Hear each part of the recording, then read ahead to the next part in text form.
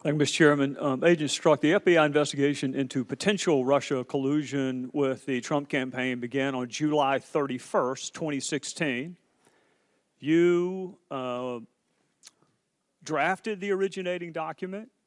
You approved the originating document. You were the point of contact on the originating document, and the FBI has represented to Congress that nothing from an investigative standpoint with respect to Russian collusion and the Trump campaign began before July 31st, 2016. But 10 days before the investigation even began, 10 days before you drafted the originating document, approved the originating document, was the point of contact on the originating document, 10 days before the investigation began, which the department you work for says nothing was done before July 31st. You said Trump is a disaster. I have no idea how destabilizing his presidency would be. And because you struggled a couple of weeks ago with a word that I thought had a commonly accepted definition, I'm going to go ahead and give you the definition of destabilizing. The first one kind of is obvious. It's to make unstable. The second one caught my attention, the second dictionary definition. To cause something such as a government to be incapable of functioning or surviving. That's a pretty significant allegation to make 10 days before you even began to investigate someone. So that was before July 31st. I want to ask you in that first week, we'll go ahead and up it to 8 days, between July 31st and August 8th, how many interviews did you conduct related to the alleged collusion between Russia and the Trump campaign?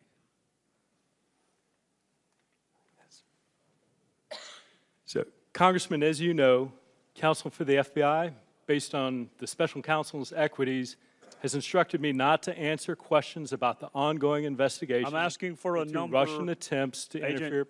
Agent Strzok, I'm asking for a number. I haven't gotten to the names.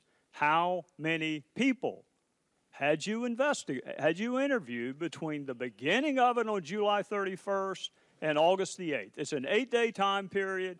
We're a week into an investigation. How many people had you interviewed? Congressman, I understand your question. I appreciate it, and I would very much like to answer. But as I've stated, as you know, that counsel of the FBI, based on the special counsel's equities, have directed me not to answer any questions about the ongoing investigation into Russian attempts to interfere. The gentleman will suspend and the clock will suspend. Mr. Strzok, you are under subpoena and are required to answer the question. Are you objecting to the question? If so, please state your objection. Mr. Chairman, I object. The gentleman does not have standing to object. There is no point of order. No point of order here. The point of order, it should be heard. Gentleman will state his point of order. My point of order is that intentionally or otherwise, this demand puts Mr. Strzok in an impossible position. He is still an employee of the FBI, and FBI counsel has instructed him not to answer the question. If we have a problem with this policy, we should take it up with the FBI, not badger Mr. Strzok. The gentleman's point of order is not well taken. It's right on point. No, it's not. Mr. Strzok, are you objecting to the question? And if so, please state your objection. Mr. Chairman, two things. One, I do not believe I am here under subpoena. I believe I am here voluntarily. Second, I will not, based on direction of the FBI to me, based on that, I will not answer that question because it goes to matters which are related to the ongoing investigations being undertaken by the Special Counsel's Mr. Strzok, Office. you have not stated a valid legal basis for not responding to a question directed to you by a member of the United States House of Representatives, and you are overruled. Point of order, Mr. Chairman. Let me continue. Your testimony is essential to this hearing and to our oversight and information gathering functions with regard to the actions taken and decisions made by the Department of Justice and the Federal Bureau of Investigation in 2016 and 2017. I am specifically directing you to answer the question in response to our subpoena, notwithstanding your objection. Point of order, Mr. Chairman. Mr. Strzok, please be advised that you can either comply with the committee's directive to answer the question or refuse to do so, the latter of which will place you at risk of a contempt citation and potential criminal liability. Point Do order. you understand that? Point of order, Mr. Chairman. The question is directed to the witness. And I have a point of order before he answers the question. The point of order is not well taken until... You don't know what the point of order is. You can't say it's not well taken. The point of order, the witness will answer the question. Mr. Chairman, I raise my point of order, and I insist on it. What is the point of order? The United States Attorney's Manual instructs department personnel not to respond to questions about the existence of an ongoing investigation or comment on its nature or progress. In a letter to Congressman John Linder in 2000, referred to as the Linder letter, the department made this policy explicitly applicable to requests from Congress. Quote, although Congress has a clearly legitimate interest in determining how the department enforces statutes, congressional inquiries during the pendency of a matter pose an inherent threat to the integrity of the department's law enforcement and litigation functions, unquote. Therefore, the question being directed at the witness is out of order. The witness's declination to answer it as against the instructions of the FBI pursuant to FBI policy, which is necessary so as not to allow us to subvert an ongoing criminal investigation.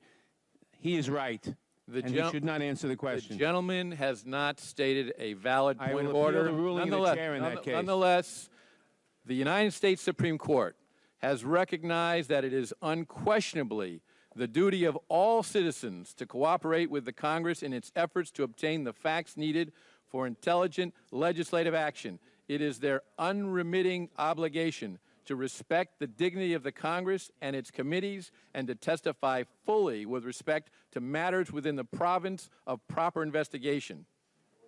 Mr. Chairman, Mr. Chairman, you know, or we all know, that if we were to ask a question of a witness about a military secret, if we were to ask him, how does the H-bomb work, he could not answer that question. This is the same thing.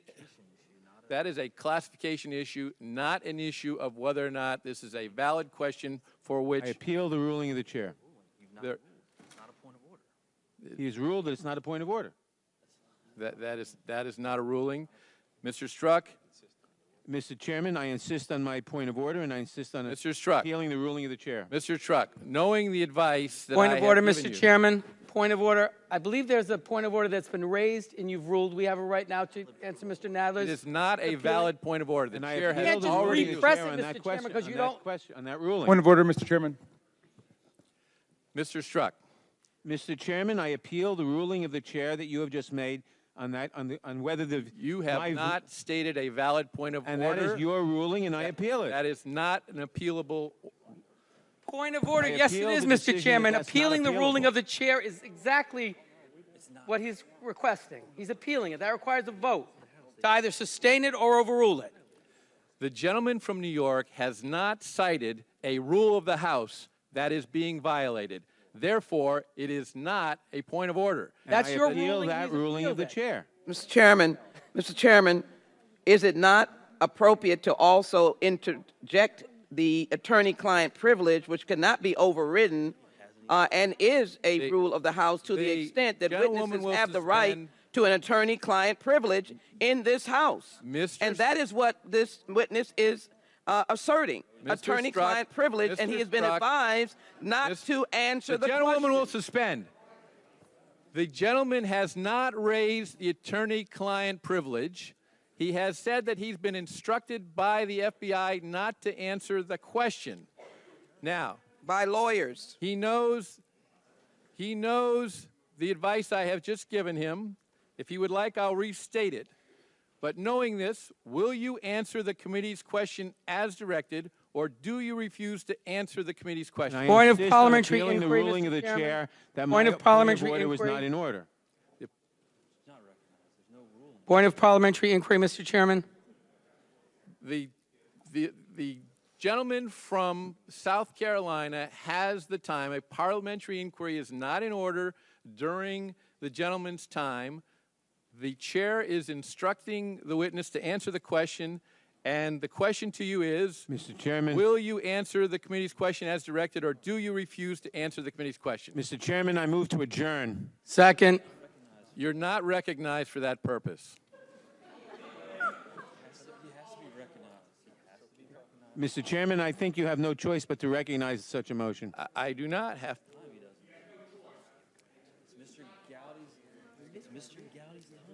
Are you just going to make up rules as we go along? Is that, The motion is not in order during the time controlled by the gentleman from South Carolina. I appeal that ruling of the chair. Mr. Strzok, will you Chairman, I answer? appeal your ruling of the chair that my motion to adjourn is not in order. The gentleman is not in order. That may be, but I appeal your ruling. The gentleman is not recognized. Knowing this, will you answer the committee's question as directed, or do you refuse to answer the committee's question? Mr. Chairman, as you know, counsel for the FBI has directed me not to answer questions about the ongoing investigation. As you also know, counsel for the FBI is sitting here behind me. May I consult with them? You may consult with your own counsel. But I may not consult with the FBI's counsel? Only with your own counsel. Mr. Chairman, there's no basis for that. He can consult with the FBI counsel. He's an FBI employee. The gentleman is not recognized. And the chairman is not being proper. The chairman is being proper. the witness can't be directed not to confer with his attorney. The FBI is not his attorney. His attorney is seated behind him. If he wishes He's an to consult with employee his of the attorney, FBI, as Mr. he's already done, he may do so. And his attorney may consult with the FBI attorney? Isn't the privilege that of the FBI, and shouldn't the FBI counsel be solicited on that point? Just take back over right now. Let Trey have it. Let's get this out. Let's just get this out, and then we'll go back to Mr. Gowdy.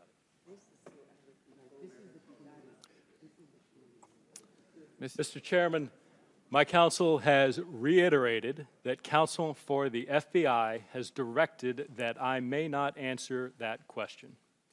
Mr. Strzok, in a moment we will continue with the hearing, but based on your refusal to answer the question, at the conclusion of the day we will be recessing the hearing, and you will be subject to recall to allow the committee to consider proceeding with a contempt citation. A point of order, Mr. Chairman. Will the committee also consider contempt for Mr. Bannon, who refused to answer Mr. Gowdy's questions when he was actually under subpoena? That is not a proper point of order in this hearing. Parliamentary inquiry. Mr. Gowdy, do you remember Parliamentary inquiry. The you remember time that? is controlled by the gentleman from Parliamentary inquiry. A parliamentary inquiry is Mr. not Bannon in wouldn't order answer your when the questions gentleman under subpoena, from Mr. South Gowdy. Carolina controls the time. Agent Strzok, just so the record's clear, because it's been a little while, I didn't ask you the content of those interviews. I didn't ask you the names of who you interviewed. I asked you whether or not you interviewed anyone from July the 31st until August the 8th. And I find it interesting that the FBI will tell us no interviews were conducted before July 31st. That apparently doesn't impact an ongoing probe. But between July 31st and August 8th, it does. Here's the good news. I already know the answer to it.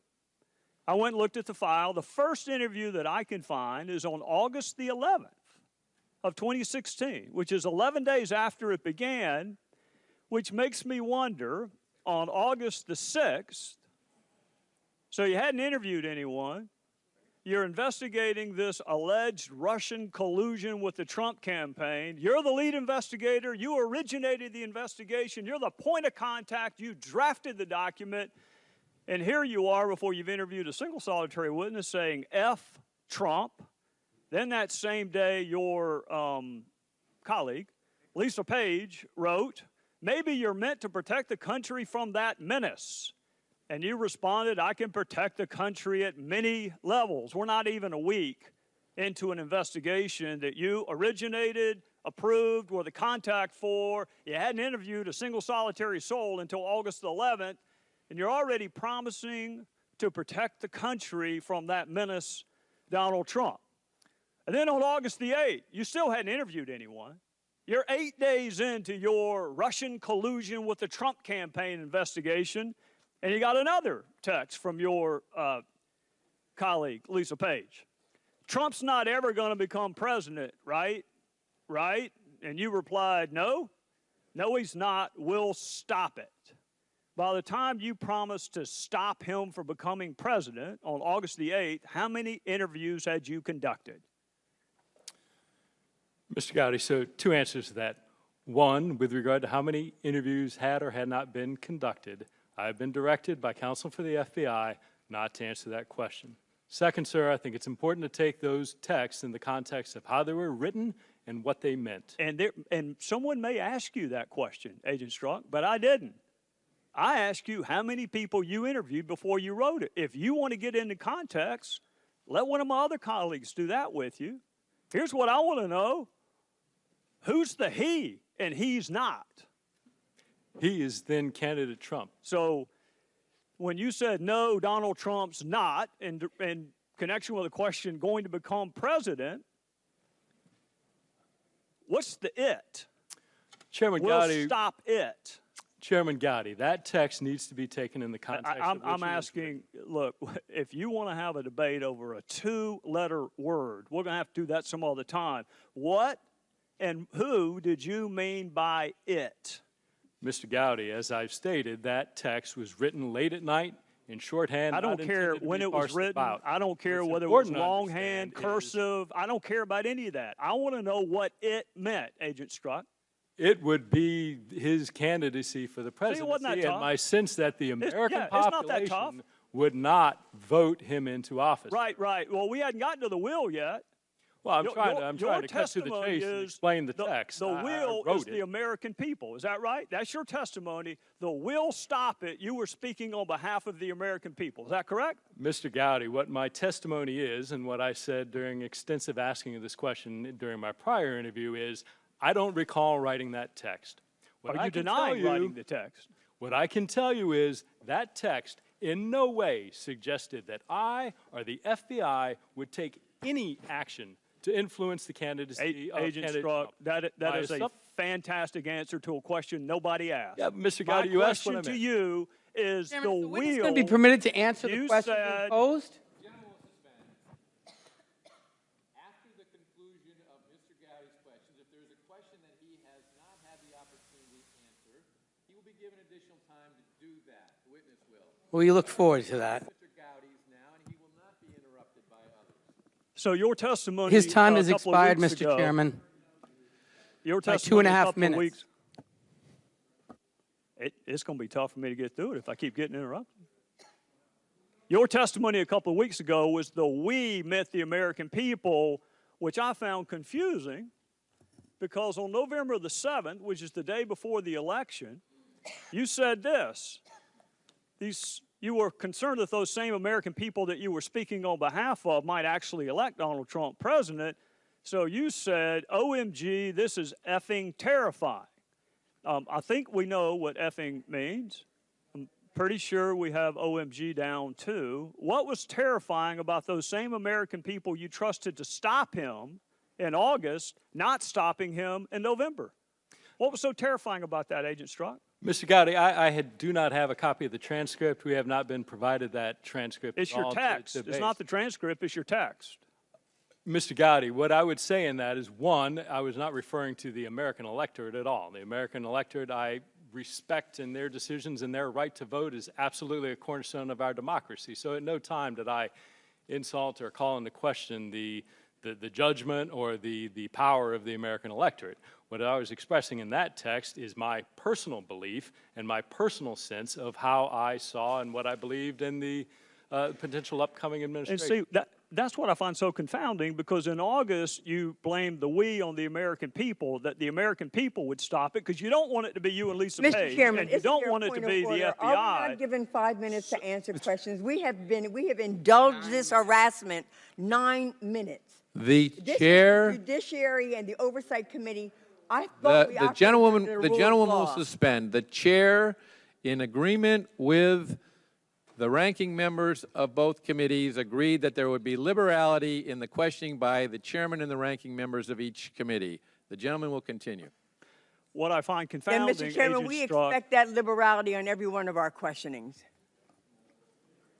what I find confounding, Agent Strzok, is you were counting on the American people. That was the we you referenced in August when you said, we'll stop it. But the American people didn't stop it.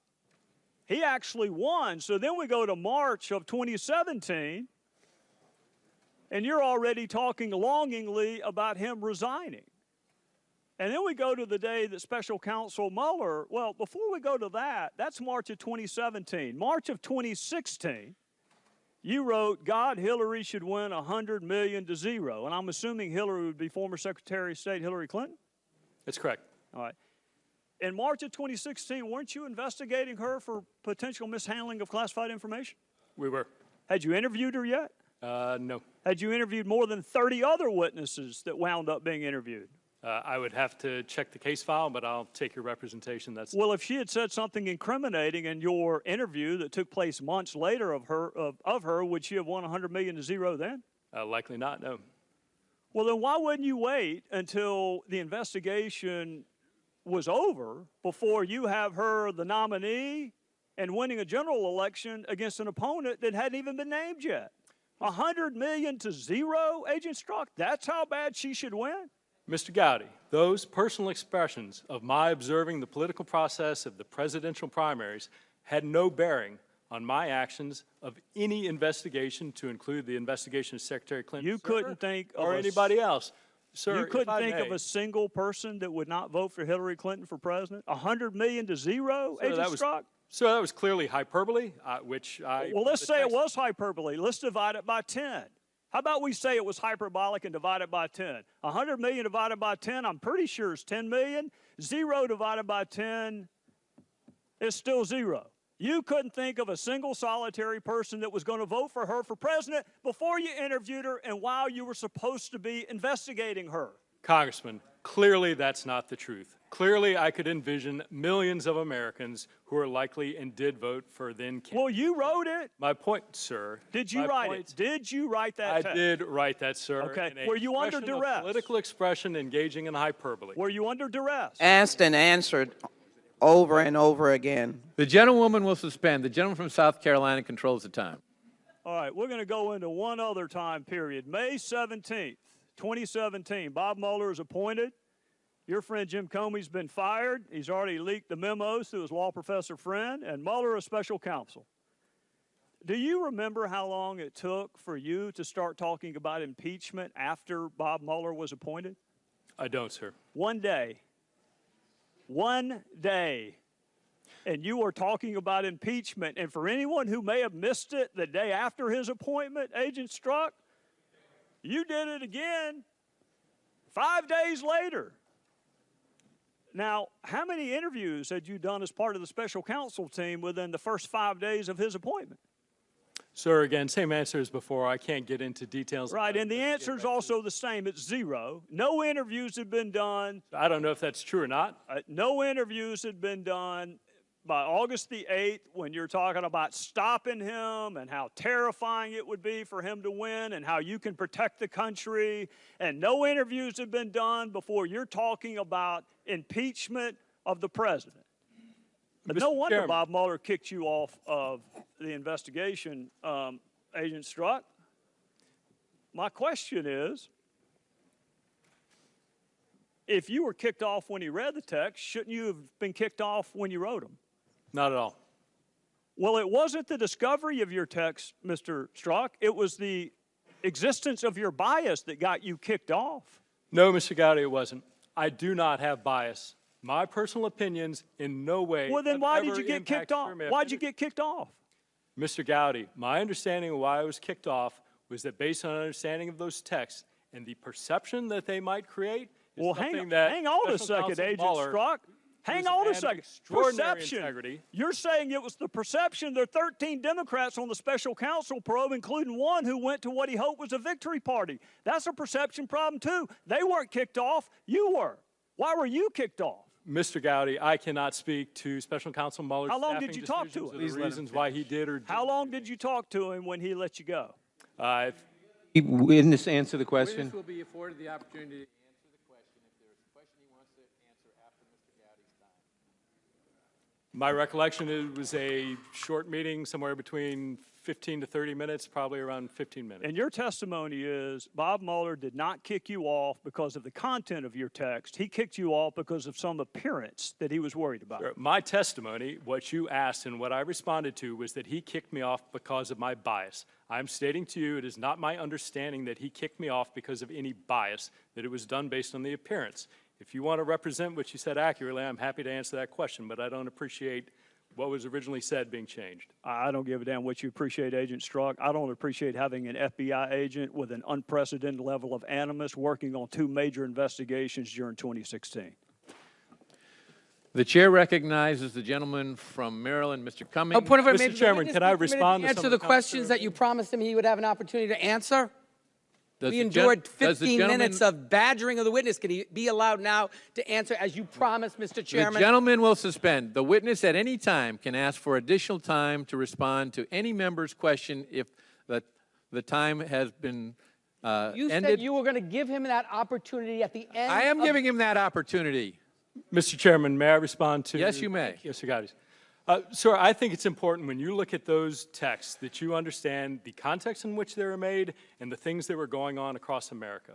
In terms of the text that we will stop it, you need to understand that that was written late at night, off the cuff, and it was in response to a series of events that included then-candidate Trump insulting the immigrant family of a fallen war hero. And my presumption, based on that horrible, disgusting behavior, that the American population would not elect somebody demonstrating that behavior to be President of the United States. It was in no way, unequivocally, any suggestion that me, the FBI, would take any action whatsoever to improperly impact the electoral process for any candidate.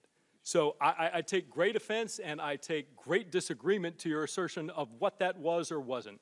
As to the 100 million to 1, that was clearly a statement made in jest and using hyperbole. I, of course, recognize that millions of Americans were likely to vote for candidate Trump. I acknowledge that is absolutely their right. That is what makes our democracy such a vibrant process that it is. But to suggest somehow that we can parse down the words of shorthand textual conversations like there's some contract for a car is simply not consistent with my or most people's use of text messaging. I can assure you, Mr. Chairman, at no time in any of these texts did those personal beliefs ever enter into the realm of any action I took. Furthermore, this isn't just me sitting here telling you, you don't have to take my word for it. At every step, at every investigative decision, there are multiple layers of people above me, the assistant director, executive assistant director, deputy director, and director of the FBI, and multiple layers of people below me, section chiefs, supervisors, unit chiefs, case agents, and analysts, all of whom were involved in all of these decisions. They would not tolerate any improper behavior in me any more than I would tolerate it in them. That is who we are as the FBI. And the suggestion that I, in some dark chamber somewhere in the FBI, would somehow cast aside all of these procedures, all of these safeguards, and somehow be able to do this is astounding to me. It simply couldn't happen. And the proposition that that is going on, that it might occur anywhere in the FBI, deeply corrodes what the FBI is in American society, the effectiveness of their mission, and it is deeply destructive. Mr. Chairman, I have a motion. I have a rule.